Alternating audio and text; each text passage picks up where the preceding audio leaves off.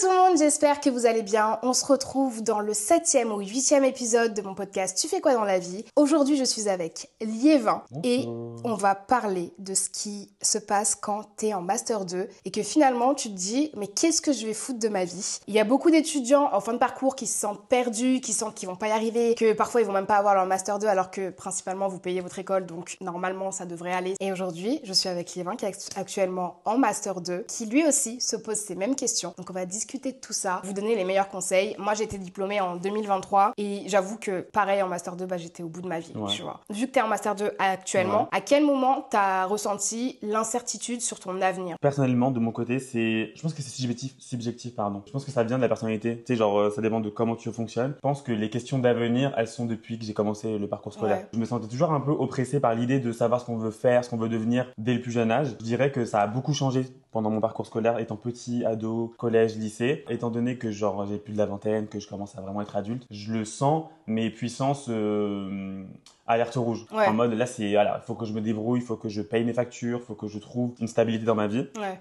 Du coup, forcément, ça m'atteint plus maintenant parce que c'est plus sérieux. Mais de base, je pense que la question, elle se pose depuis que je suis jeune. Franchement, depuis que je suis ado, je suis là, ouais, je vais faire ci, je vais faire ça. Et là, ça m'inquiète plus maintenant parce que c'est vrai que c'est la fin du parcours scolaire, littéralement dans 6 mois. 6 mois, t'es gentil, ouais, c'est dans 2 mois, ouais. J'avoue, dans moins de 6 mois. Enfin, cette année, en gros, là, c'est fini. Genre, c'est-à-dire que l'école se termine et je suis vraiment lâché pour de vrai dans la vie active et ça me fait un peu peur, je t'avoue. Et toi, ton parcours, c'est quoi en termes de scolarité? En gros, j'ai fait un parcours hyper classique. J'ai fait un bac ES, c'est économie sociale. Et suite à ça, j'ai été en fac de droit. J'ai fait un parcours AES, je sais pas si tu connais. Non. En gros, c'est administration, je sais même plus pour te dire. Mais c'est genre administration économique et sociale, genre. Un truc comme ça. Donc il y avait du droit dedans mélangé à du social, l'économie, etc. Et c'est un peu la continuité facile de ce que j'avais fait au bac. Sauf qu'en fait, ça me plaisait pas du tout. Et j'habitais à Limoges. C'est important de le dire parce que je viens pas de Paris de base. Dans une petite ville, en gros, t'es plus restreint au niveau des écoles. Oui. Du coup, par défaut, étant jeune, je savais pas que genre je voulais quitter la ville. Enfin, en gros, moi, j'étais là, bon ben, c'est ma vie, elle continue dans cette ville. Il y a 3 facs, lettres, sciences et droit. J'ai pris la fac de droit. Ok. J'ai fait 6 mois, j'ai abandonné. J'ai fait le 2e semestre à la fac de lettres en anglais parce que c'est un truc que je sais, que j'aime beaucoup. Mais c'était très littéraire et en fait, je me suis dit, c'est pas parce que c'est facile pour moi que c'est ce qu'il me faut. Et finalement, j'ai décidé de quitter la fac totalement. Je suis arrivé à Paris sans savoir ce que je voulais faire. J'ai repris les études 2 ans après en essayant de trouver une école, on va dire, plus fun.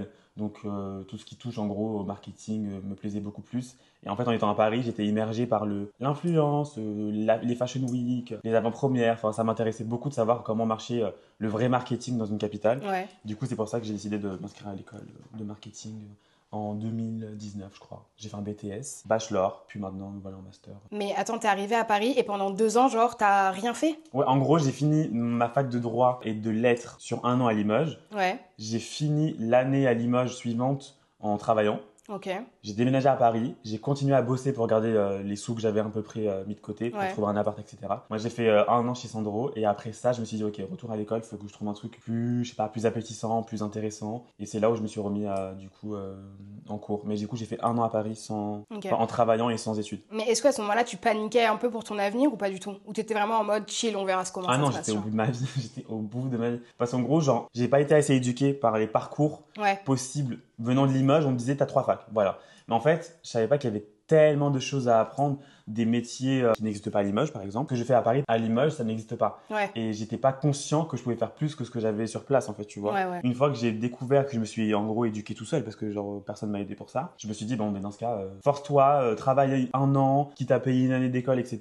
Ouais. Ensuite, on m'a introduit à l'alternance. Et ça, je me suis dit, en fait, c'est carré. T'as un contrat avec ton entreprise, avec ton école et toi. Tu peux allier les 3 sur quelques années, gagner de l'argent, te faire payer ton année, parce que moi, elle coûte 7 000 euros, je crois. Ouais, c'est entre 7 000 et 8 000 euros les 7 000 euros pendant 5 ans, les gars, c'est pas possible. Du coup, franchement, quand j'ai appris que c'était possible, je dis mais go. Et c'est là où je me suis dit, bon, j'ai trouvé entre guillemets la solution à mon nœud et ça m'a un peu relaxé sur l'anxiété que j'avais par rapport à mon avenir. Toi, par exemple, autour de toi, il y avait de la pression sociale, genre de tes proches, etc., qui te disaient que être bac+5 c'est hyper important, avoir son bac c'est hyper important, il faut que tu trouves quelque chose à faire dans la vie, sinon tu vas être au chômage, tu vas dormir dehors, etc. Est-ce que c'est des trucs que tu as déjà entendus et qui t'ont mis la pression ou pas du tout? Ouais, moi je pense que j'ai été éduqué comme ça. Faut savoir que je pense que c'est générationnel. En vrai, j'ai des parents émigrés, hein.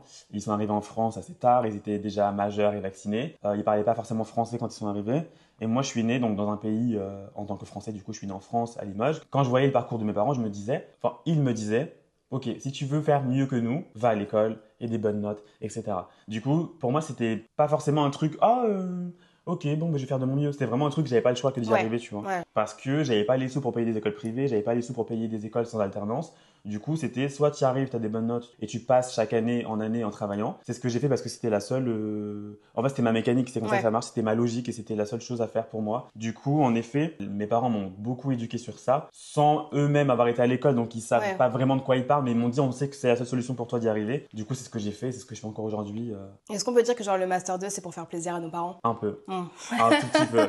Parce que franchement, pour vous dire la vérité, je crois fortement en ceux qui ne font pas des parcours ordinaires scolaires. S'ils trouvent un moyen d'y arriver autrement, pour moi, c'est tout autant honorable en fait. C'est juste que de mon côté, je pourrais pas vivre sur master. Par exemple, tu vois, si demain on me dit, t'y arrives quand même, t'as un bon poste, mais que j'ai pas validé mes études avant, je vais sentir un manque dans mon parcours, dans ma vie, dans mes... En fait, c'est presque un objectif personnel plutôt que pro, moi aussi, tu vois. c'était plus personnel. Voilà, genre, j'étais en mode, si j'ai pas de bac plus 5, je suis une merde, je suis une merde, je suis une merde. Et maintenant que j'ai mon bac plus 5, je suis en mode, mais le métier que je suis en train de faire actuellement, bac plus 5, 2 ou 3 ou même pas de bac, tu peux le faire, tu vois. Il suffit juste d'avoir un peu de jugeote. Mais ce qui m'a mis la puce à l'oreille très tôt, c'est que t'es pas payé pareil si t'as un bac plus 3 ou si t'as un bac plus 5. Exactement. Donc du coup, les gens se forcent entre guillemets à aller jusqu'au bout pour avoir le meilleur salaire possible dans la France de Macron, ce qui est totalement normal en vrai. De ouf. Parce que le truc, c'est qu'en vrai, il y a ça aussi qui trotte dans ma tête, c'est que je me dis, si t'as un diplôme, t'as un pouvoir de négociation plus élevé que si t'en as pas. Bien sûr, t'as les compétences, t'as tout ce qu'il faut pour avoir le même travail, mais en effet, juste d'avoir un papier certifiant de tes études, ça peut te permettre de négocier mieux. Pour revenir au master, c'est aussi un truc que je me dis, j'ai envie d'être le premier de ma famille, tu vois, avoir un grand diplôme, avoir fait de belles écoles, entre guillemets. Tout ça pour débloquer, en fait, la malédiction, tu sais, genre de l'immigré, etc. Pas envie d'être celui aussi qui va travailler avec mon père en usine, par exemple, ou des métiers manuels. Je me suis dit, non, il faut que je casse ce plafond de verre qui existe que socialement pour être fier de moi et remplir ma famille, évidemment. Il y a beaucoup de diplômés, de gens qui sont en train de passer leur Master 2 cette année, qui sont vraiment en mode « mais qu'est-ce que je fais après ?» Vous avez tellement de la chance d'être encore à l'école, déjà. Je trouve, personnellement, qu'il y a un truc avec le premier CDI. Ah ouais? Genre, oh putain, j'ai mon master 2, je suis diplômée, etc. Il faut absolument que je me trouve un premier CDI. Comme ça, c'est la sécurité, etc. N'allez pas trop vite. Genre vraiment, en fait, moi, si je reviens un an en arrière, enfin en 2023, je me suis vraiment genre dit, ok, il faut que j'ai un CDI et tout. Comme ça, je prends mon appart, machin, etc. J'ai pas pris assez le temps d'apprécier le fait que j'étais diplômée. C'est ce que je veux dire. J'ai pas pris le temps de voyager, j'ai pas pris le temps de profiter de France Travail, parce que j'ai fait 3 ans d'alternance en fait. S'il vous plaît, donnez-moi mes pépettes. Il y a beaucoup trop de gens qui sont en mode, il faut absolument qu'on ait le premier CDI, etc.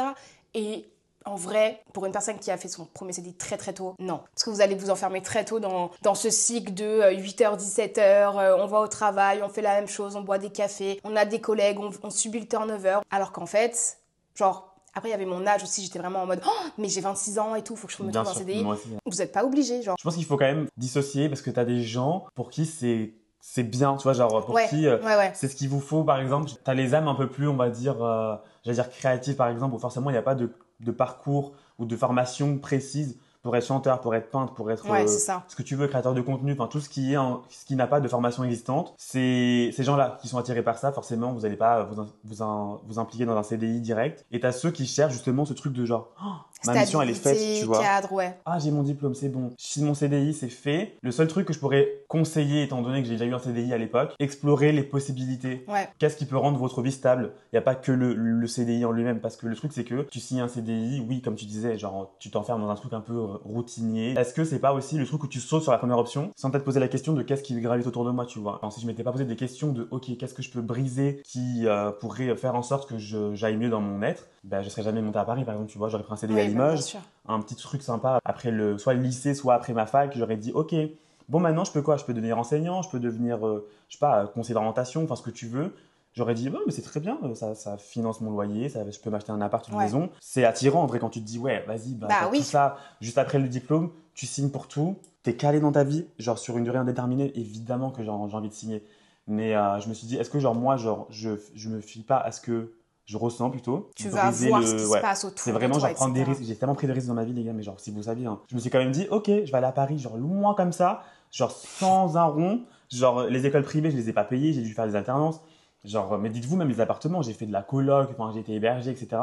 Mais je me suis dit, ça vaut forcément le coup quelque part, tu vois. Oui. Et si à la fin j'y trouve mon compte, je préfère galérer un peu plus ou être plus dans l'incertitude que de signer un CDI direct et me dire ok, je suis pépère. Quand vous êtes jeune, parce que normalement on est diplômé autour de 23-24 ans, allez en Australie vendre Vraiment partez. Ouais, vraiment des canettes sur la supplie. plage pieds nus. Vraiment, je pense que ça va être la chose la plus enrichissante de votre vie. Et quand vous allez revenir, vous allez avoir appris tellement de choses. Un CDI, ça va pas vous apprendre. En vrai, de vrai, genre les langues, parce que parfois il y a des gens qui parlent pas du tout anglais et qui veulent faire des métiers où on parle anglais. Partez. Vous allez revenir bilingue. Vous allez apprendre plusieurs métiers, donc vous allez développer plein de compétences, etc. Et moi, entre guillemets, je regrette d'avoir été diplômée aussi tard. Parce que je pense que là, actuellement, je serais vraiment sur une plage, je sais pas, aux Philippines. Ouais. Genre. Je t'avoue que moi aussi, je pense que en vrai, si j'avais eu la chance, on va dire, de trouver mon parcours idéal directement, genre après le bac, ouais. Mais je vous le dis, les gars, genre, une fois diplômé, j'aurais même pas cherché à savoir qui veut me garder ou pas. Ouais. J'aurais pris mes affaires, je serais parti. Les voyages après études, c'est un hyper bon moyen de découvrir le monde parce que genre en fait on vous a éduqué dans un monde de l'école à la fin du lycée voire à la fin de la fac ou de l'école supérieure, ça dépend de ce que vous faites, et après on te demande de plonger encore dans les bureaux alors que genre t'es hyper jeune, on a encore le temps, t'as vraiment le temps, t'as vraiment genre allez 3 ans de marche pour faire ce que tu veux. Évidemment genre si t'as déjà une idée, genre c'est bien de la garder, mais si t'as aussi les ressources disponibles pour juste faire un break de 6 mois, 1 an, même si c'est pas partir loin, juste, je sais pas, faire des formations, je sais pas, soit de permis, soit d'apprendre quelque chose, une nouvelle langue. Si c'est même pas forcément à l'étranger, ça peut être en France, mais genre faire des formations. Tu sais que t'as le CPF par exemple. Oui, tu vois, genre tu prends le train. Hein. Mais ouais, tu fais des trucs que tu ne pourrais jamais faire sous CDI parce que tu n'auras jamais le temps. Ouais. Et que tu n'avais pas l'occasion de le faire avant parce que tu étais à l'école. En fait, je pense que c'est la seule marge de liberté que tu peux te permettre à faire des choses que tu pourras jamais toucher après. Même le côté humain, je trouve que voyager, découvrir du monde. Mais ça t'apprend énormément sur toi et sur les autres. C'est incroyable. Moi, je pense que genre, c'est aussi un regret que j'ai. J'aurais eu la chance d'être diplômé beaucoup plus tôt. Je sais que j'aurais pris le temps aussi de partir quelque temps. Et je pense qu'à l'âge que j'ai aujourd'hui, je serais en train de chercher un CDI ou un truc plus stable. Si vous pouvez faire le, je vous en supplie. Genre. Oui, parce qu'il y a vouloir et pouvoir. Évidemment. Ça, j'entends complètement. Après, on parle de l'Australie, de trucs hyper loin, tu vois, mais tu vas à Amsterdam, t'apprends tout autant. Mais oui, de ouf. Genre, mais quoi qu'il, c'est même pas question de partir le plus loin possible, c'est aussi de se dire, même si c'est 3 jours, prends ce travail, c'est bon, t'es sous chômage parce que évidemment t'as fini tes études. Enfin non, même pas, t'es pas sous chômage en fait. Si t'as fait de l'alternance, si. Tu peux profiter de quelques mois de liberté. À chaque fois, par exemple, que moi, j'ai arrêté un contrat, toujours minimum 30 jours à rien faire. Pas pour dormir sur l'argent de l'État, mais plus pour pour ma santé mentale. Tu dors pas sur l'argent de l'État, t'as travaillé pour un bien sûr, évidemment. Mais c'est pour ma santé mentale, genre juste me dire, genre, on peut respirer, genre, qu'est-ce qu'il y a, genre? Toi, t'es en alternance en influence actuellement, donc dans une agence. Ouais. En vrai, tu pourrais possiblement continuer sur cette voie-là. Ouais. Signer ton CDI et continuer ta petite vie tranquille. Ouais. Qu'est-ce qui te bloque de faire ça? Est-ce que t'as peur de le faire ou vraiment ça te bloque? Je pense qu'il y a ce truc, encore une fois, où je me dis, est-ce que genre, c'est normal d'avoir un travail qui ne correspond pas à ta passion ou à ton rêve, tu vois. Est-ce que c'est un truc de Gen Z de devoir forcément lier les deux au même endroit pour permettre aux entreprises d'avoir plus de longévité, parce que Dieu sait que maintenant les générations ne restent pas très longtemps dans les mêmes postes. Moi, je pense que, tu vois, forcément, je finis mon parcours, j'ai pas le choix, c'est comme ça. Une fois que j'aurai fini, genre, j'ai pas de blocage. En fait, c'est juste que l'incertitude, clairement, le topo global du podcast, de cet épisode, c'est que je ne sais pas quel chemin emprunter et si c'est le bon chemin. Et en fait, je suis quelqu'un qui a besoin de réponses avant de tu vois. Si moi, je suis pas sûr, tu vois, en fait, je me dis, j'évalue trop les choses. Genre, ok, cette décision A, tant plus, tant de moins. Ok, est-ce que c'est viable ou pas? Option B, j'évalue aussi. Des fois, ça s'équivaut. Du coup, je suis paumé. Et en gros, le truc, c'est que j'ai commencé les réseaux sans arrière-pensée, juste parce que c'était le Covid. Enfin, c'était un peu avant le Covid. Et je me suis dit, bon, vas-y, en vrai, là, ma vie, elle est normale. Je vais à l'école et tout. De mon temps libre, je vais faire des vidéos. Covid s'en est suivi, donc j'ai continué. Ensuite, genre, je voyais ça fonctionnait un peu et j'ai pris goût en fait à faire des vidéos. Je me suis dit, c'est potentiellement une voie que je peux transformer en quelque chose de professionnel.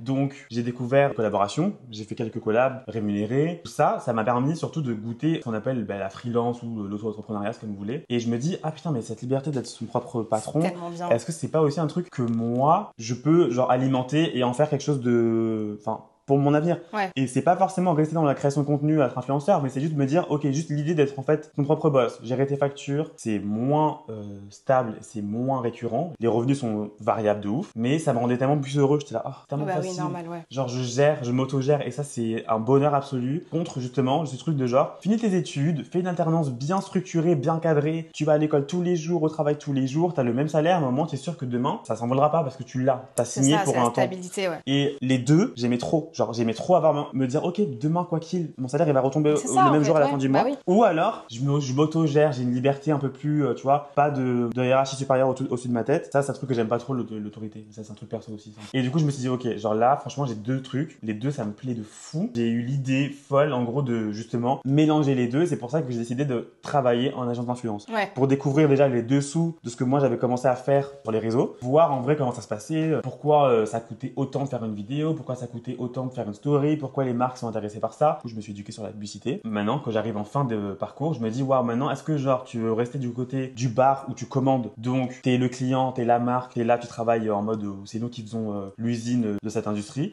ou est-ce que je me mets du côté serveur et c'est moi qui vous fournis le contenu, c'est moi qui poste des vidéos, qui donne mes services en fait, tu vois. Et c'est vrai que les deux, moi, m'intéressent et genre j'ai quand même, je suis assez fier de moi d'avoir pu, genre, comme toi en fait, hein, genre faire les deux, travailler en agence, être créateur en même temps, parce que ça me laisse l'opportunité de choisir à la fin. C'est quand la fin? Voilà. C'est ça en fait, tu vois, c'est ça la question. La fin, elle arrive bientôt pour moi et je vais devoir faire un choix. Bien sûr que là, genre, je suis plus en mesure de dire je veux rester influenceur parce que j'ai arrêté de poster. Mais est-ce que je recommence? Oui, c'est une envie que j'ai. Est-ce que c'est à des fins lucratives? Pas forcément. Mais est-ce que c'est à des fins de bienséance dans ma tête, de bonne santé mentale, de ne plus être anxieux par rapport à des questions d'incertitude sur mon avenir? Envie de le faire. Maintenant, oui, j'habite à Paris déjà et même, genre, on est jeune actif, besoin de payer mon loyer, tu vois. Là, je suis dans une bonne planque, on va dire, où je peux un peu toucher aux deux. C'est ce que j'ai pu faire. La question du choix, elle arrive très vite. Et en effet, je suis bloqué par quoi? Par la peur. Mais same! Mais c'est la peur d'échouer, tu vois. En fait, moi, c'est la peur, genre, de plus avoir d'argent, de plus pouvoir payer mon loyer, de pouvoir payer mes factures, de pas trouver de clients tout de suite, etc. Ouais. Moi, je sais que quand je veux un truc, faut que je l'ai tout de suite parce que sinon, ça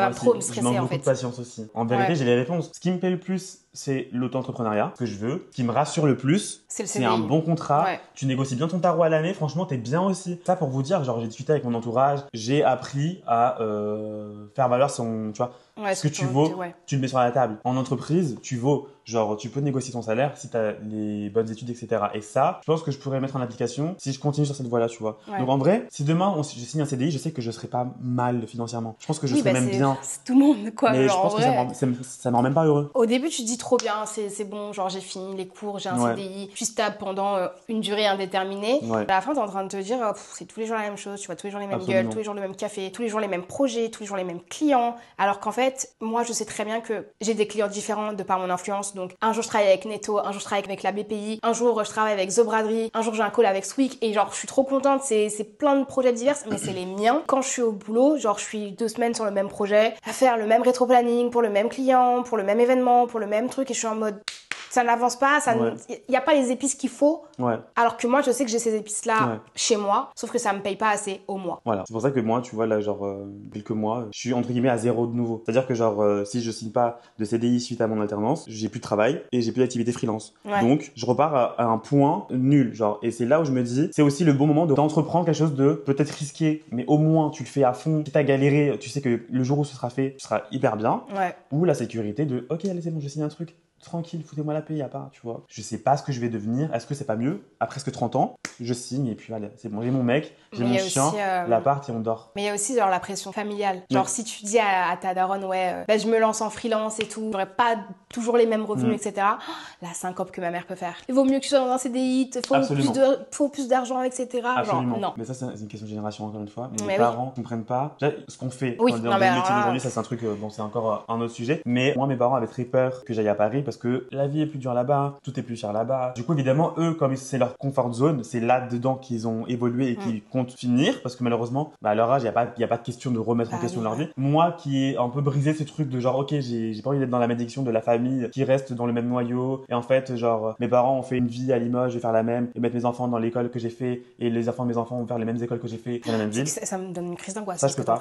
C'est un truc que je vais pas faire, désolé. Mes parents ont eu du mal à comprendre ce que je voulais faire à Paris. Et en fait, ils m'encourageaient pas du tout. Mais vraiment en mode, bon, enfin, si t'as besoin, tu rentres à l'image, on a ta chambre, tu sais, on garde tout au chaud pour toi, tu rentres quand tu veux. C'était ça le truc. En fait, les gars, non, moi je veux qu'on me poussez-moi vers mes objectifs. Maintenant qu'ils voient que j'y arrive, ils sont en mode go girl. Oui, mon mais père, c'est des parents, genre. Mon père, pour vous dire la vérité, il est loin de ça. Il sait même pas qui c'est une influenceuse, il sait pas ce que ça veut dire, tout ça. Maintenant que je lui dis ce que je fais, tu sais, genre, je gentrifie beaucoup, enfin, je simplifie les mots. Ok, je travaille avec des influenceurs, je fais des avant-premières, des événements, ils comprennent mieux comme ça, tu vois. Et du coup, mon père, il résume mon travail à, ah, mais mon fils travaille avec des stars. Et du coup, de savoir que je travaille avec des stars, ben, ça le rend plus fier et plus confiant dans mon avenir. C'est ça où je me dis, putain, genre, c'est un truc que, genre, il faut éduquer les parents sur ça parce que, genre, en gros, j'ai manqué de soutien, pas volontairement, mais maintenant qu'ils comprennent ce que je fais, ils sont plus dans le, ah, ok, c'est pas si mal finalement, mais tant que ça reste dans la stabilité, oui, donc un ça. CDI, voilà. Parce que, encore une fois, quand je leur dis, ouais, bon, je vais rester 2 ans, puis je verrai. Ils me disent, mais qu'est-ce que ça? Comment ça en fait Alors que moi, mon père, il fait 20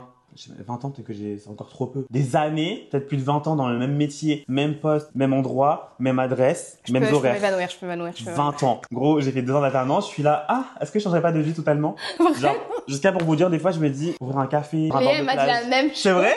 Elle m'a dit, franchement, moi, si je dois faire un truc après, je ferai un café et tout, j'adore ça et tout. Moi aussi. Un petit coffee shop, Mais oui, un coffee shop à Marseille. En vrai, il y a trop de possibilités. Et en fait, c'est ça qui est beau aussi chez nous, enfin, chez les jeunes Z, les plus jeunes, c'est que genre, on a vraiment peu peur de l'inconnu, évidemment. Franchir le pas, c'est mon cas, j'ai beaucoup de mal. Mais en même temps, c'est les seules options que je me mets en tête, tu vois. Oui, ouais. C'est vraiment genre, allez, c'est bon, tu connais pas, mais tu vas devoir le faire. De toute façon, anyway, c'est aussi je pense que c'est le beau côté d'être pas sûr de ce que tu veux devenir parce que, en final, je sais que de ma personne et de ce que j'ai vécu, entre guillemets, j'atterrirai forcément sur mes pattes, quoi qu'il arrive. Oui, bah oui. J'ai pas le choix. J'ai manqué d'argent étant jeune, je sais ce que c'est que de, entre guillemets, galérer. Et là, je suis déjà à un niveau où, par exemple, je gagne plus que mes parents, alors que je suis encore en études. Il y a pas moyen de rétrograder. Je suis fier parce que, genre, je sais que, genre, dans 10 ans, si tout va bien, peu importe ce que je fais, freelance ou CDI, j'aurai plus d'argent que j'en ai aujourd'hui. Et si j'en ai plus qu'aujourd'hui, je pourrais subvenir aux besoins de ma famille qui en a manqué avant, tu vois. Ouais, bien sûr. Et c'est un peu la mission aussi que je me suis mis en tête naturellement parce que, bon, bah, tu vois, c'est générationnel, c'est culturel, parents émigrés, t'as envie de prendre soin d'eux parce que, oui, entre guillemets, c'est le cadeau qu'ils nous ont fait, c'est d'être nés dans un pays, bah, tu sais, genre, on galère pas, quoi. On a eu une belle vie, voilà, on a eu accès aux trucs. Même si on n'est pas des white people privilege, bah, en vrai. Voilà. Genre, par rapport à ma famille, de moi à eux, leur dire, ouais, les gars, regardez, genre, vous avez d'être ça. Je suis venu au monde, regardez comment j'en vois. De ouf. Aussi, je respecte le temps que je dois prendre pour mon parcours et je vais pas me presser à avoir un CDI pour mes parents, tu vois. Avec tout ce qu'on vous a dit, genre vous avez compris, je pense que l'important c'est pas de chercher la bonne réponse, le bon parcours, la bonne case dans laquelle vous allez rentrer, c'est vraiment de tester tout ce qu'il y a autour de vous, d'aller voir ailleurs. Si je peux donner un conseil, surtout si vous hésitez, parce que si vous avez aucune hésitation, ben faites. Allez-y, vraiment. Genre, c'est très bien, genre bravo parce que j'aurais rêvé d'être comme ça. En fait, non, justement, si t'hésites beaucoup, si tu te dis, je sais pas si c'est la bonne solution, t'as essayé un truc nouveau, mais le truc nouveau n'est toujours pas le bon, c'est pas grave. On a des infrastructures, des éléments mis en place pour nous aider. On a à disposition plein de choses, des écoles, des formations, etc. On peut toujours apprendre dans tous les cas et on peut toujours trouver sa voie. En vrai, genre regardez-moi, genre j'ai pas fini mes études, mais j'ai quand même changé 3 fois de filière sans me dire ah mais ça va me freiner dans ma vie. Bah pas du tout. Genre justement c'est en essayant que tu te diriges petit à petit, tu fais le tri. Ça j'aime pas, ça j'aime bien, mais je suis pas sûr. Ouais. Ah enfin mon master en marketing digital, c'est ce qu'il me faut. La pub, c'est ce qu'il me faut, c'est ce qui me passionne. Après 3 essais, j'ai trouvé. Mais genre, du coup, oui, il y a 27 ans, je finis mon master. J'ai aucune honte à ça parce que à la fin, je vais être dans un domaine et une industrie que j'aime beaucoup. Testé, genre, ouais. Et puis de toute façon, genre si vous trouvez pas votre CDI maintenant, parce que je sais qu'il y a tellement de gens qui paniquent de pas avoir leur CDI, vous avez tellement de choix. Vous lancez en freelance, vous avez juste à ouvrir un statut d'auto-entrepreneur sur LinkedIn et trouver des clients. Vous allez aussi démarcher des gens, par exemple, je sais pas, la boulangerie du coin qui a besoin d'un CM ou d'un rebranding, vous pouvez le faire et elle va vous payer. Même si c'est 500 €, c'est déjà un début, c'est déjà un client. Vous pouvez prendre des CDD. En vrai, vous pouvez soit dans votre mission, enfin dans votre filière principale, prenez un CDD chez JD Sport, j'en sais rien. Ouais, mais sachez que j'en ai fait beaucoup des jobs alimentaires, entre guillemets. Genre des jobs qui me plaisaient pas du tout. Entre l'urgence de ce que je veux devenir, l'urgence du CDI, l'urgence de réussir à avoir mon master, j'avais des besoins financiers parce que je suis indépendant depuis que j'ai 20 ans. Du coup, forcément, ça tombe pas du ciel. Et ça, je suis hyper conscient de ça. C'est pour ça que oui, quand on vous parle de partir en Australie, quand on vous parle de faire des expériences, on sait qu'il y a aussi l'aspect financier qui rentre en jeu. Il y avait des moments où j'avais ni école et ni le travail de mes rêves, mon CDI de mes rêves. Bah, job alimentaire, je m'en fous. Genre, je perds 1 an de ma vie à vendre des baskets et des maillots de foot dans un magasin de sport. Je l'ai fait. C'était juste pour, tu vois, genre, patienter Exactement. dans le temps, mettre de côté et revenir sur ce que j'avais vraiment en tête quand j'aurai les finances pour, etc. C'est pour ça qu'en fait, n'ayez pas peur des jobs alimentaires. Moi, je crois que j'ai fait au moins 1 an et demi de job alimentaire. Ayant en tête une école de marketing. Mais je savais que je pouvais pas intégrer cette école de marketing sans avoir un peu de côté, sans avoir les sous pour arriver à Paris, pour déménager à Paris. Je m'en suis donné les moyens. Évidemment, c'est pas simple pour tout le monde, mais en tout cas, n'ayez pas peur des possibilités. Genre, en fait, faut élargir son prisme d'options et son état d'esprit de OK. Genre, oui, ça paraît inatteignable. Franchement, quand j'étais encore à Limoges, je pensais que Paris c'était genre la folie, que j'allais me perdre, qu'on allait me voler tous les jours dans mes poches et tout. Enfin, j'avais une vision vraiment de la personne qui était restée trop longtemps dans son cocon sans avoir eu l'opportunité d'explorer autre chose. J'ai franchi ce truc, ça fait très peur, mais une fois que je suis là, regardez, maintenant genre ça fait 7 ans que je suis à Paris et j'ai trouvé mon compte. Moi, tout ce que je vous souhaite, c'est de trouver votre compte, peu importe la manière dont vous le faites. Je pense que le truc, c'est qu'il faut conscientiser qu'il n'y a pas de parcours parfait, idéal, à part bien sûr si tu veux être avocat ou docteur, mais au-delà de ça... Même ça, je pense il y a des avocats qui ratent le barreau, qui le passent évidemment, 2 fois, tu vois. Ah ben absolument, mais il y a aussi des trucs qui sont moins formels, tu vois. Oui. Et c'est ça que je veux dire, quand vous avez des idées un peu genre incertaines, être, je sais pas, peintre, il n'y a pas de formation, du coup je le ferai jamais parce que j'ai peur. Je préfère galérer, encore une fois, que de vivre bien, mais avec trop de regrets. Le remords, c'est quand tu as essayé. Regret, c'est quand tu sais même pas. C'est quand t'as pas pris le train alors qu'il était devant toi, quoi. Vraiment, littéralement. Les gars, montez dans le train. Vraiment, genre, prenez le train. Ne ratez pas le train. C'est comme moi, j'ai vraiment genre ce truc en tête de Orelsan qui dit si tu veux faire des films, t'as juste besoin d'un truc qui filme. Donc en vrai, je pense qu'il faut se lancer dans tous les cas. Faut prendre des risques. Faut pas avoir peur, genre, du lendemain, genre de la suite. Ce que tu te dis aujourd'hui, dans 1 an, tu vas te dire ah putain, j'étais trop bête. Genre, j'aurais trop dû faire ça plus tôt, genre. Je vais vous trigger un peu là pour faire monter un peu le stress. Sachez que pendant que vous ne faites rien ou que vous faites pas ce que vous voulez, vous essayez même pas un peu d'explorer les possibilités. Il y a des gens qui prennent vos places. Vraiment, genre la tête de ma mère, c'est archi vrai.